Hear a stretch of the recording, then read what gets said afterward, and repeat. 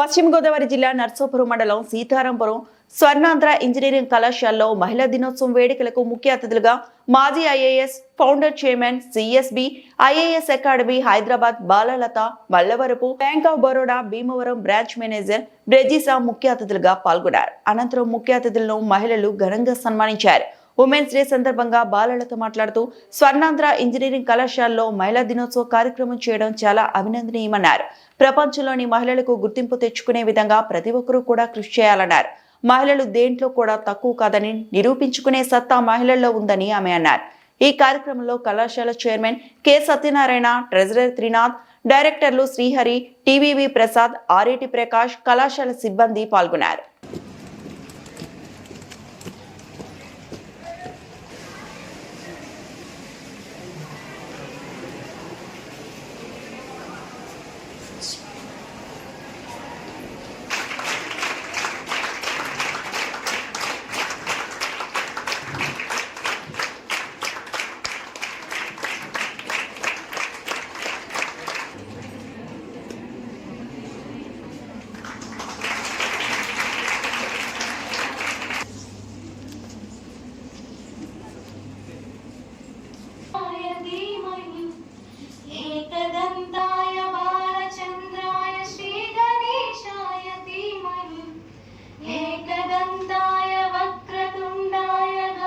ప్రతి రూపంలో ఆమె హోమ్ బ్యాలెన్స్ చేస్తూ అంబిషన్ సొసైటీ అన్నిటిని బ్యాలెన్స్ చేస్తుంది.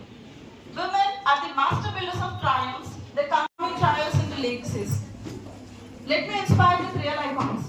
Savitribai Phule, all these trailblazers gave knowledge, bravery in a చూడడానికి అవకాశం ఏర్పడుతుందని మనం చూసుకుంటూ ముఖ్యంగా స్త్రీ ఎక్కడైతే తట్టుకోలేదు.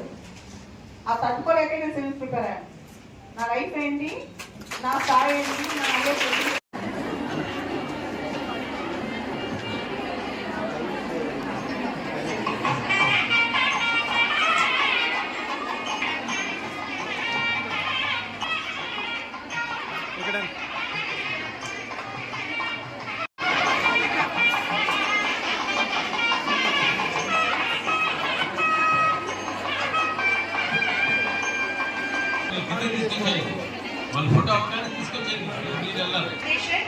On the International Women's Day celebration organized especially the young women present here, I would like her experience and insights.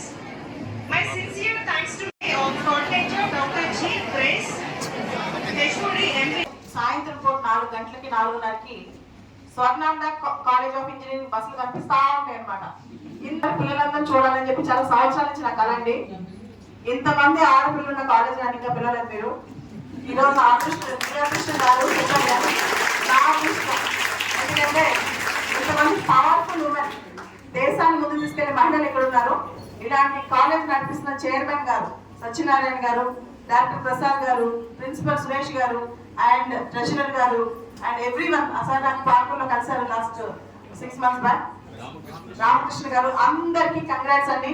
చాలా అద్భుతమైన వెల్ డిసిప్లైన్ కాలేజ్ అని చూస్తుంటే నాకు ఫస్ట్ ఆఫ్ ఆల్ అందరూ అమ్మాయిలకి ఇంటర్నేషనల్ ఉమెన్స్ డే శుభాకాంక్షలు. Thank you all.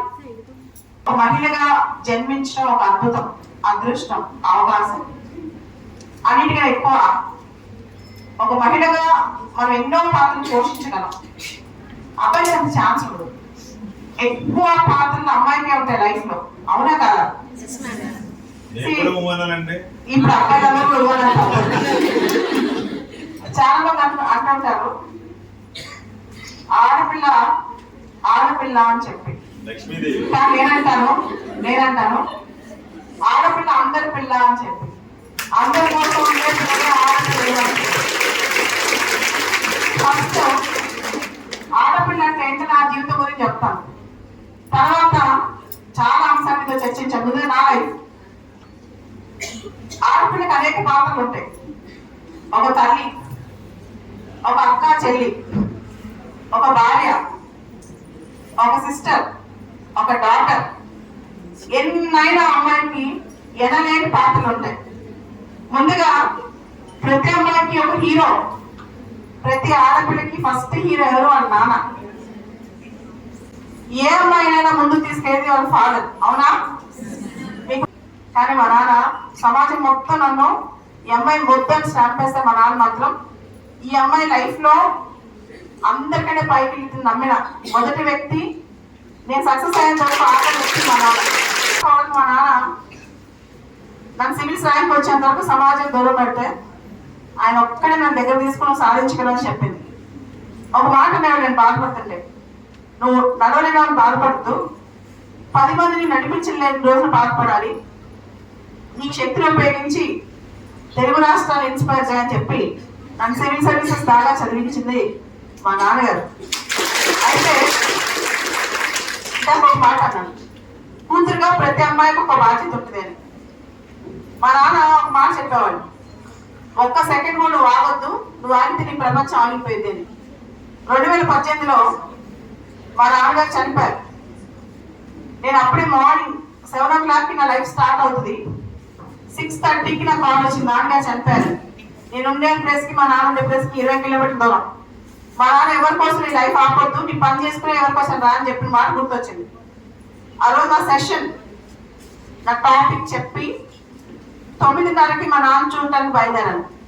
అలా అని మా నాన్న అంటే ప్రేమ తక్కువ అని కాదు, మా నాన్న మాటకి అంత వినిపిస్తాను. Life correct. ఆ రోజు నా కూతురుగా నాకు మా నాన్న మాటలే గుర్తొచ్చాయి.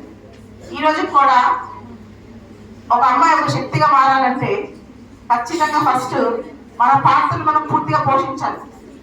అలానే మీకు ఇంకొక అంశం చెప్తాను, ఆడపిల్ల కూతురు, తల్లి, భార్య అన్ని భూదేవికి ఉన్నంత సహనం కన్నా ఎక్కువ సహనం ఆడపిల్లకు ఉంటుంది. ఏ అమ్మాయి అందంగా ఉంటుంది. నా లైఫ్ లో నేను అదే చూసాను, మీ నమ్మరు. ఒక 20 years బ్యాక్ ఒక ఫంక్షన్కి వెళ్ళాం, నేను మా చెల్లి చాలా బాగుంటుంది. చాలా బాగుంటుంది అంటే కంపారిటివ్లీ బాగుంటుంది. నన్ను ఎవరు పడుచుకునేవాడు కాదు, ఏమి రాదు, ఏం చదువు రాదని. అందరూ అమ్మాయి ఫోటోలు తీయడం అమ్మాయికే ఉన్నారు. ఇప్పుడు ఏ ఫంక్షన్కి వెళ్ళినా, భూమి మీద ఎక్కడికి వెళ్ళినా ఫస్ట్ నన్నే చూస్తారు. అందరి beauty comes from grace, aura, not from physical appearance. అమ్మాయి ఆరా ఇంపార్టెంట్. కనిపించే బయటికి కనిపించే లుక్స్ కాదు, లావుగా ఉన్నావా, సన్నగా ఉన్నావా, అందంగా ఉన్నావా లేదా, ఇవన్నీ జడ్జిమెంట్ చేయకండి. Every women is a beautiful women and never compare. Okay, ఇది మాత్రం బాగా గుర్తుపెట్టుకోండి. అండ్ మీకు నా గురించి ఇంటర్నెట్ లో కొడితే చాలా వస్తాయి, నేను మళ్ళీ రిపీట్ చేయాల్సిన అవసరం లేదు. కానీ ఒకటి మాత్రం చెప్తాను, అందరు అమ్మాయిలు వీఆర్ 2026 March 8th అనుకోండి, రేపు అనుకోండి. 2036 March 8th మీరు ఎక్కడ ఉంటారో ఎలా ఉంటారో ఒకసారి రేపు పొద్దున కూర్చుని మీ లైఫ్ స్టోరీ మీరే రాసుకోండి. మన రాత దేవుడు రాస్తారు అనుకుంటాం, కాదు వచ్చా తప్పు, మన రాత మనమే రాస్తాం. అన్ని ఫ్లష్ అయిపోయింది నాకు. ఒక 10 years క్రితం మైకి అవతల ఉన్నాను, ఒక 10 yearsకి ఇటు వచ్చాను. బట్ చూస్తుంటే నాకు చాలా ఆల్మోస్ట్ వెరీ నాస్టాలజిక్గా ఫీల్ అవుతున్నాను. అండ్ మరి అంత అండ్ అయితే స్వర్ణంలో మరీ డిసిప్లిన్ అయి ఉండాలి, లేదా మరి ఆశ్చర్యంగా చూస్తారో తెలియదు, లేదా ఎన్సీసీ వాళ్ళు కూర్చోబెట్టారా మధ్యలో అలా చేయకుండా. బట్ నేను ఎంట్రన్స్ నుంచి ఇప్పుడు వరకు చాలా అబ్జర్వ్ చేసుకుంటా వస్తే the discipline at Swarnandhra is marvellous seriously. మా గురించి ఇంకా తెలియదు. నెక్స్ట్ ఏమన్నారు, ఇంటర్ క్రూషియల్, మీకు లైఫ్ ఇటా తేలిపోతున్నారు, చదవాలన్నారు. సో చదివాను, 9-10 వచ్చింది బైపీసీ. ఓకే అయిపోయింది. నెక్స్ట్ గ్రాడ్యుయేషన్ బీఫార్మసీలో జాయిన్ అయ్యాను.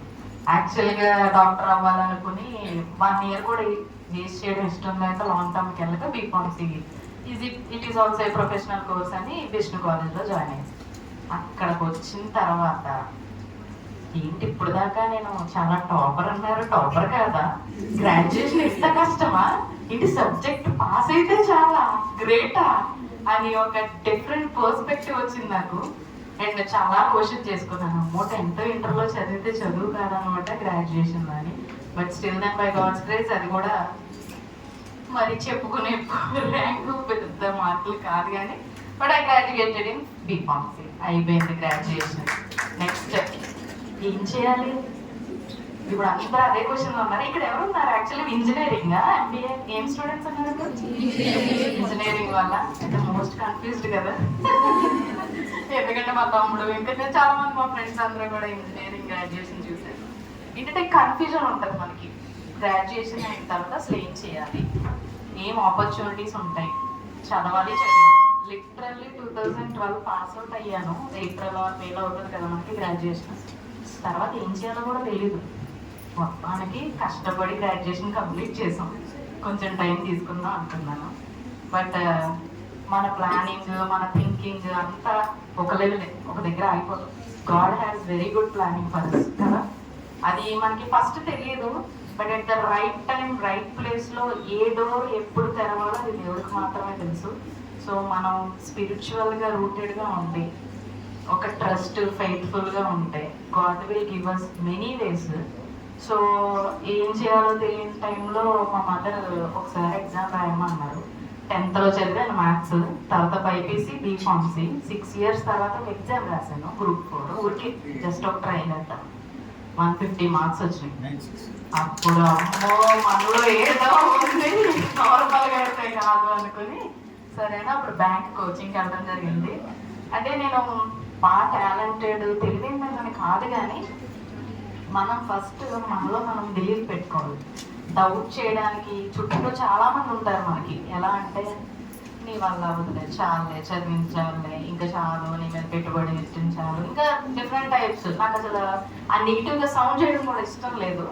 సో చుట్టూ అంతమంది ఉన్నప్పుడు మనం కూడా డౌట్ చేసుకుంటే ఇంకా మనల్ని ఎవరు సపోర్ట్ చేస్తారు? ఫస్ట్ మిమ్మల్ని మీరు నమ్మండి. Every personality is unique here. అందరికీ ఏదో ఒక యూనిక్నెస్ ఉంటుంది. ఒకరికి డ్యాన్స్లో ఉండొచ్చు, ఒకరికి స్పోర్ట్స్లో ఉండొచ్చు, ఒకరికి డిజైనింగ్లో ఉండొచ్చు, ఒకరికి ఆర్ట్ వర్క్లో ఉండొచ్చు.